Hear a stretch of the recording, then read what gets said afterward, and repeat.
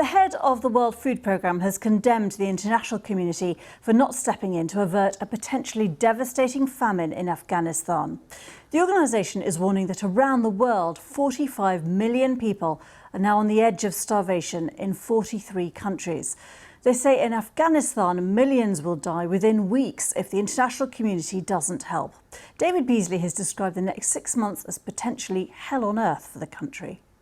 It is as bad as you possibly can imagine. In fact, we're now looking at the worst humanitarian crisis on earth. 95% of the people don't have enough food, and now we're looking at 23 million people marching towards starvation. Out of that, almost 9 million are knocking on famine's door. The winter months are coming. We're coming out of a drought. The next 6 months are going to be catastrophic. Well, our World Affairs editor John Simpson is currently in Bamiyan in central Afghanistan and gave me an update on how desperate the situation is on the ground.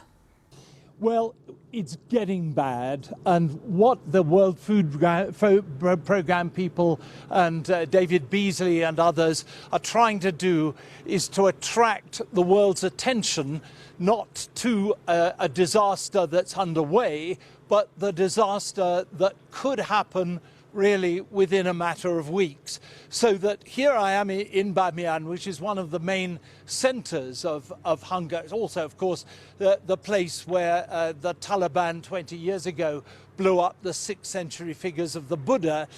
But you wouldn't really get much sense that there was hunger right now, because the shops have got a lot of food, particularly fruit, which has been grown over the past few months.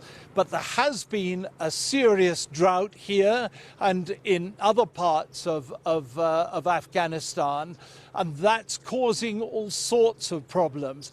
I went to see just this morning a widow who's got 7 children. She lives virtually in a hut just up the mountain, almost beside the Buddha.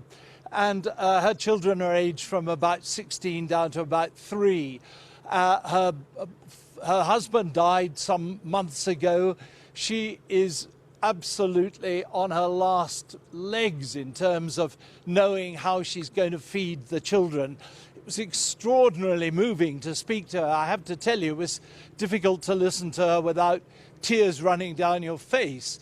But she, like millions of people in this country, can just get by at the moment.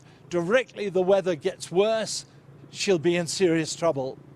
I mean, the World Food Programme is warning about famine in many countries, and the particular dilemma is how do you help people in Afghanistan without propping up the Taliban?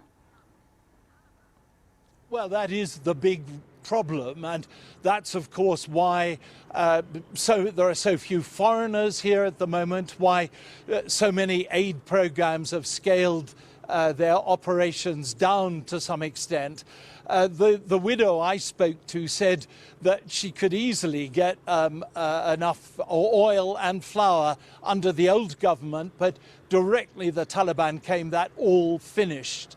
The Taliban themselves are showing signs of real fear about what's happening, and the suggestion is from David Beasley of the World Food Programme, for instance, that they're actually helping quite strongly to get food sorted out, because they know that if there really is a question that 25 million people are in danger of starvation, that will destroy the country and destroy the Taliban as well. So for the time being, they may have acted appallingly badly in all sorts of parts of this country, but they're desperate to get a bit of outside help.